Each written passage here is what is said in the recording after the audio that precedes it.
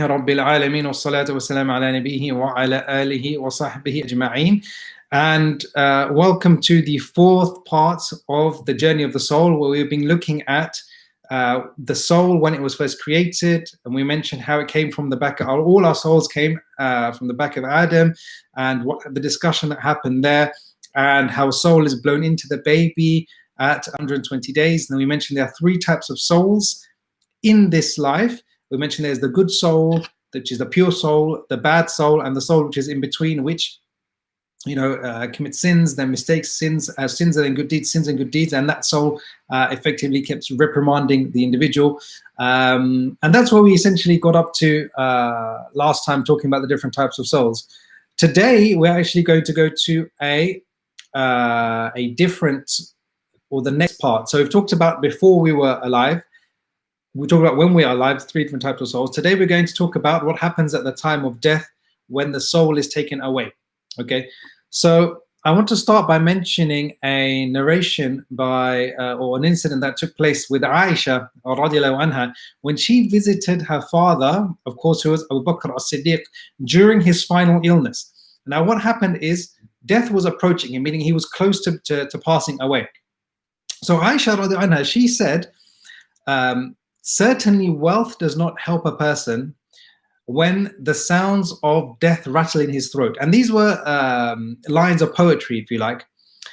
Abu Bakr as-Siddiq, when he heard this, he said, do not say this, rather say, وَجَاءَتْ سَكْرَةُ الْمَوْتِ بِالْحَقِّ. And he mentioned a verse from the Quran, ذَلِكَ مَا كُنْتَ مِنْهُ تَهِيدُ, that the pangs of death will come in truth. This is what you have been avoiding. Now, the pangs of death, of course, is the time just before death. Okay, so when the individual is going through that difficult time, and we ask Allah subhanahu wa ta'ala to make it easy for us. But this is, happened to Abu Bakr as-Siddiq, and this is the incident, or this is the time that we want to be discussing and talking about today. Now let's go to Menti. Let's bring up our first Menti question.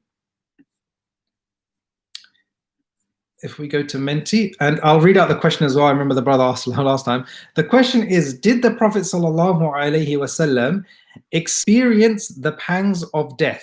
Yes or no? Did the Prophet ﷺ experience the pangs of death? Yes or no? Thank you. So you've got some time to answer that. Did the Prophet ﷺ experience the pangs of death? Yes or no? What do you think? You've got another 20 seconds.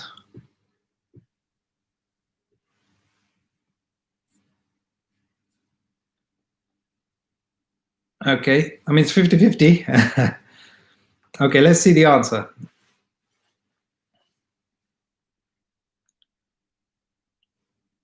Okay, the results, I'll give you the results so everybody has an idea of what percentage of votes. So majority of people voted yes. So vast majority of people voted yes. And the answer is yes. So if we go to the leaderboard, we'll see who got it quickest.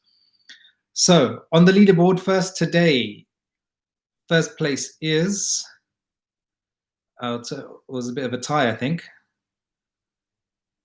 MashaAllah says 5 people, 5 people tied in first. So Mariam Sise, Zain, Alam, Adam, Yusuf, and Shamama, they were tied in top place, but it's very, very close. Maybe I won't ask the question beforehand because it'll be too easy. But the Prophet ﷺ, he experienced the pangs of death. Okay, now what happened at the time of the death of the Prophet ﷺ? There was a jug of water that was by his side. Now, as we know, he was with Aisha radiallahu anha, and the Prophet ﷺ, what he was doing was he was putting his hand into that jug of water, and then he would wipe his face, and he would say, La ilaha illallah. He would say, La ilaha illallah. And Aisha radiallahu anha, she said that I never saw pain more severe than that of the Prophet ﷺ until this time. And she mentions, and we know how he was muting, how he was lying on the Prophet on Aisha radiallahu anha. And what happened was her brother Abdul Rahman came into the room, and he had a miswak. Okay, and the Prophet sallallahu alaihi wasallam, he gestured towards the miswak. So Aisha radiallahu anha, what did she do? She took the miswak, she softened it for him, and then passed it over his teeth, sallallahu alaihi wasallam. And the Prophet sallallahu alaihi wasallam, he moved his lips and he said that these words, "Fi rafiq al-a'la," with Allah, with the highest of companions. The hadith is collected by Imam Bukhari and Imam Muslim. Now, why am I mentioning this? I'm mentioning this for a couple of reasons. The first reason is that if this is the Prophet sallallahu alaihi wasallam and he experienced this, this pangs of death essentially, then of course we who are much lesser, then we will also go through an experience at the time when we all die, as we know that our souls will all be taken. Now, why did the Prophet sallallahu alaihi wasallam, a common question comes to mind, why did he say fi rafiq al-a'la, to the highest of companions? Normally we say when somebody's passing away, we try and encourage them to say La ilaha illallah. But why is the Prophet ﷺ here in Sahih Bukhari and Sahih Muslim saying with the highest of companions? Aisha radiallahu anha actually explains this, and she says, as we know, that as the Prophet ﷺ mentioned, that when the soul of a prophet is taken, they are shown their place in Jannah, and they are given a choice. Do they want to stay in this life, or do they want to go back to Allah subhanahu wa ta'ala? So when she heard that, saying the Prophet saying fi rafiq al-a'la, going to the highest of levels, highest of companions, she knew the Prophet had chosen to go back to Allah subhanahu wa ta'ala. Now, when our soul leaves the body, so that was for the Prophet ﷺ. So now I'm going to talk about us, what happens when our souls will leave our own bodies. When the soul is about to leave the body, we're going to divide it into two. So firstly, we're going to talk about the good soul, may Allah make us amongst these people, and then we're going to talk about the bad soul. So the good soul, when the believing soul, okay, is at the point of departing this world, the angels of mercy descend, okay, and their faces are bright, and the narrations mention that it's bright like the sun, okay, their faces are very, very bright. Now, there are different types of angels that will come at that point in time. There will be specific angels that will come with clothes from Jannah. Okay, clothes from Jannah. Now, how many of these angels are there? Let's go to Menti. If you don't know the answer, it's not a problem. That's why we're here. We're here to learn together. So don't worry if you don't know the answer. But let's go to Menti and bring up the next Menti question. I'm not going to read it out this time because people get it too quickly. How many angels come with the clothes from Jannah? Okay, so remember we said that there are certain angels that will come with clothes from Jannah for that good soul. Shrouds, if you like, you want to call them. How many of those angels will there be? And like I said, if you don't know, guess, it's not a problem. It's a bit of a hard question. Is it 2, is it 3, or is it 4? Is it 2, is it 3, or is it 4? Is it 2, 3, or 4? I'll give you a little bit more time. How many angels come with clothes from Jannah? 2, 3, or 4? Okay, and we'll bring up the results now. So let's see. So the majority of people said 2, okay, which is the correct answer. So 2 is the correct answer. And we'll go to the leaderboard very quickly. And we'll see who got it first.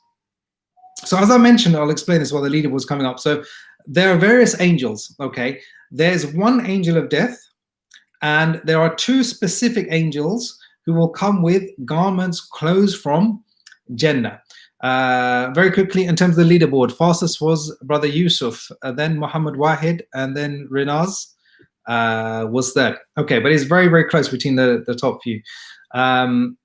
Okay, so going back to what we mentioned, there are 2 angels, specific angels, that will come with clothing, shrouds from the fabric of paradise. It will be made from the softest, finest white silk, and it will be perfumed with the fragrance of Jannah. Now, these 2 angels, what happens is they will be kept a little bit further away, so they're not very, right close up to the individual themselves. And in fact, there are angels that will be other angels that are as far as the eye can see. Then what will happen is the angel of death will come. Okay, so we've got all these angels, then the angel of death will come. And the angel of death will sit by that individual's head. The angel of death will sit by the individual's head. And it will say to that person, "O pure soul, come out to the mercy of Allah subhanahu wa ta'ala, the forgiveness and the pleasure of your Lord. And the other angels around it will, or around the angel of death, will also give words of encouragement, saying, "Oh, pure soul, you're in a pure body. Leave the body in a praiseworthy state, and have glad tidings." So they're encouraging and giving glad tidings to that individual. And they'll repeat this, and the angels will keep on essentially, making it's a form of dua, or supplicating or encouraging that person or the soul, until the soul then comes out. Now, as soon as the soul comes out, and the way the soul comes out, the narration says it's like water coming out of a jug. It's like water literally just coming out. It just easy, it comes out easily. Some narrations even say like sweat on the body. You don't feel it. The eyes will follow as well. So that's why when somebody passes away, you notice the eyes always go upwards. So the eyes will follow the direction of the soul. The angel of death will take the soul, and no sooner has the angel of death taken the soul, the two angels I mentioned with the clothing, with the garments from Jannah, they will come and they will take it and wrap the soul in those garments. And then the angel will start passing that soul around amongst themselves. Okay, and Allah subhanahu wa ta'ala, mentions this as well in the Quran in various places. But these narration, this narrative is generally in the various hadith from the Prophet sallallahu alaihi wasallam. Now, when the soul has left the body, the angels between the earth and the heaven, between the earth and the heavens, they start to praise that individual, and all of the angels in the heavens send salam upon that individual, praising that individual. And they say, a pure soul has come from earth. A pure soul has come from earth. And the gates of heavens will start to open from him. And all of the guardians at each gate, because remember, outside of the gates, there are guardians, they're angels. They will want that soul to come in. Okay, they want that soul to come to their direction. And then what will happen is as the soul goes up through the different heavens, some of the angels will say, "Who is this good soul? Who is this person? What does this smell?" And they will be told, "This is so-and-so, the son or the daughter of so-and-so." And they will be called by the best names that they were called, addressed in this life. And they will say, "Welcome to this pure soul and this pure body." And when they reach the first gate, if you like, the lowest gate of the lowest heaven, there will be selected angels. Okay, selected angels that will then escort that soul to the next level. Okay, so if you like, it's not just any old angels here. So it's not any angel that just comes and shrouds or any two angels that come and wrap the garments. Specific angels, and specific angels will take it from one level of Jannah, if you like, or heaven, to the next. Okay, until it gets to the seventh, or the seventh heaven, should I say? And then what happens is, that soul will then be standing in front of Allah subhanahu wa ta'ala, the throne of Allah subhanahu wa ta'ala. And all of this time, the angels are making dua for that person. And Allah subhanahu wa ta'ala will then say, "Write my servant's records in the illiyin." Okay, as I mentioned in Surah Al-Mutaffifin, "Kalla inna kitab al-abrar fi illiyin." That the good souls, their deeds are recorded in the illiyin. What is the illiyin? The illiyin, the scholars have actually differed as to what it is. Many say that it is a place where the good deeds or the deeds of good souls are recorded, are kept, if you like. Illiyin comes from the word ulu. Ulu means something high. So based on the other scholars, for example, say it means something which is lofty and something which is high, and some mention this is where a high place in Jannah where good souls will be. So there are various ways of understanding it, to be honest, but either way, it's a place, it's something which is highly respected, and it's something which is a good sign for that person, for that individual. And then what will happen is Allah subhanahu wa ta'ala will say, "Take that soul, okay, back down to earth, because this is what I created them from, and this is what I will resurrect them from." Okay, so then at that point, the soul will be taken all the way down back to its body. Okay, so at that point, remember, the soul had been taken up from the body at death, gone all the way up through the various heavens, been greeted by the various angels, goes up to the throne of Allah subhanahu wa ta'ala. Allah says, "Write his or her deeds," or put his or her deeds in the illiyin. And then what happens is the soul that gets taken back down to the body of that individual. Now, let's go to Menti. Let's bring up Menti again. I'll go to the next Menti question.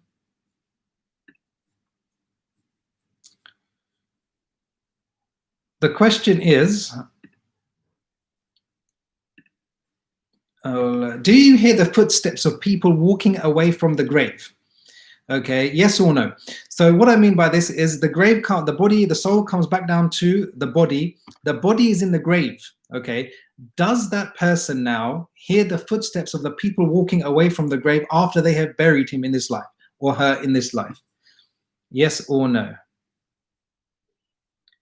We need a bit of time for that.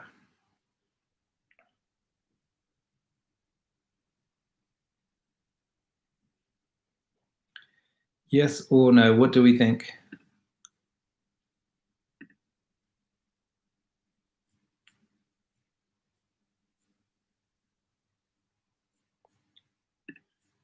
Okay, so I've answered, and so majority of people say yes. Okay, and that's the correct answer. Let's go to the leaderboard very quickly.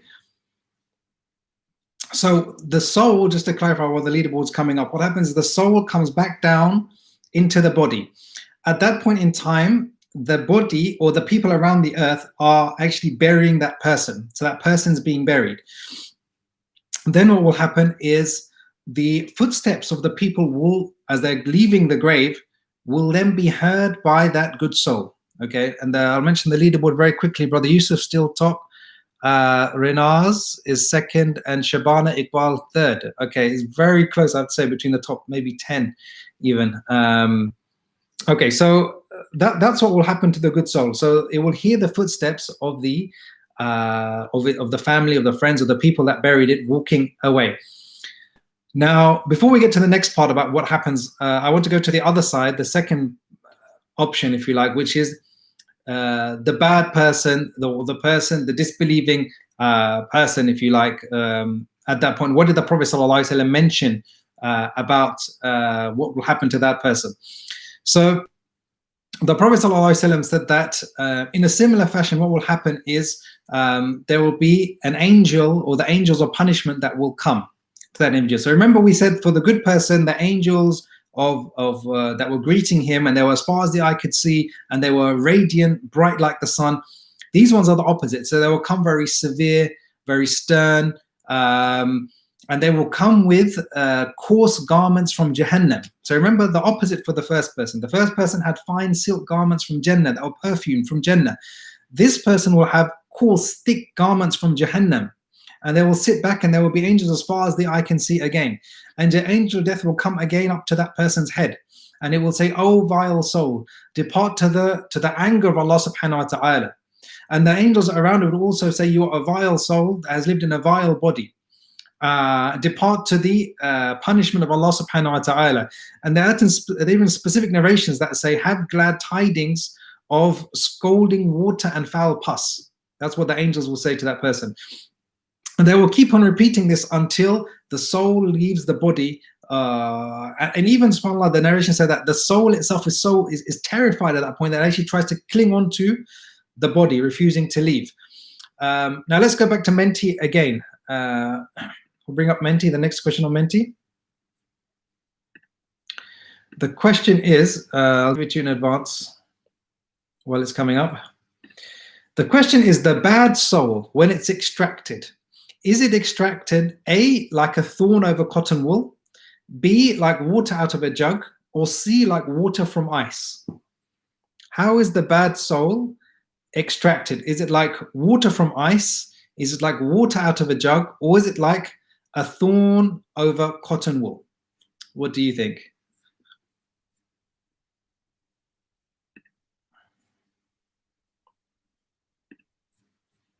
How is the bad soul extracted?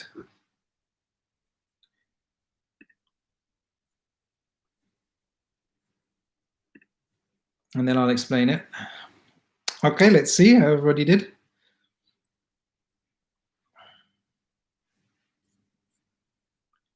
I'm just waiting for the results to come up. Okay, so most people said a thorn over cotton wool. Yes, correct. So that's the correct answer.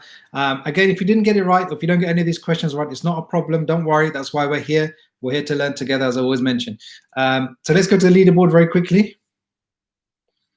So on the leaderboard, while the leaderboard is coming up, so yeah, the soul is extracted. Like imagine you have cotton wool and you have a thorny bush just coming, or thorny branch, and you pull that over the cotton wool. So it pulls out bits and pieces of the cotton. So that's exactly how the soul is being taken out, literally yanked away.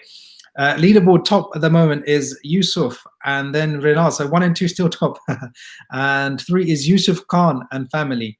Mashallah. Okay. Right. So coming back to what happens now. The angel of death will actually extract that soul by force. Remember how we said the soul is going to be clinging on? The angel of death will extract it by force, just like a thorn is pulled over wet wool or cotton, if you like, and it causes, just as it would cause like veins and nerves to burst. And that's how the angel, the soul is taken. And then once it comes out, the other angels, remember those 2 angels we said that have the garments, the clothing, they wrap it up in that coarse fabric from Jahannam. And it has a really, it mentions the narration say like a pungent odor, like a decaying corpse, if you like. And every angel between the earth and the heavens, and every angel in the heavens will curse that individual. And it will say, a vile soul has come from earth. And the gates of the heavens will be barred for that person. Okay, they will not be allowed to go through. And then it will continue to go up and go up and go up until it will. And all the time while it's going up, is being called by, the worst names, if you like, what it was called in this life. And also it will be said, angels will keep saying to that individual, you are a vile soul, what a vile odor, you are so and so. And it will be in the same way, it will be said that this person is so and so, the son or the daughter of so and so. And then of course none of the gates of the heavens will be open, as I mentioned. And Allah in fact mentions in Surah Al-Araf, إِنَّ الَّذِينَ كَذَّبُوا بِآيَاتِنَا وَاسْتَكْبَرُوا عَنْهَا لَا تُفَتَّحُ لَهُمْ أَبْوَابُ السَّمَاءِ وَلَا يَدْخُلُونَ الْجَنَّةَ حَتَّى يَلِجَ الْجَمَلُ فِي سَمِّ الْخِيَاطِ. That Allah subhanahu wa ta'ala says that those that are not going to enter Jannah, for example, they will never enter Jannah, just like a camel cannot go through the eye of a needle. So imagine a small sewing needle, a camel will never be able to fit through that tiny part. Allah gives the example of just like that, an individual who is not from the people of Jannah, they will never be able to enter into Jannah, and then they will be judged according to their actions. And then Allah will say, record their actions in the Sijji'een. وَمَا أَدْرَاكَ مَا السِّجِّعِينَ, as mentioned Surah Al-Mutaffifin, verse 8. And the Sijji'een is the opposite, if you like, of the Illiyin.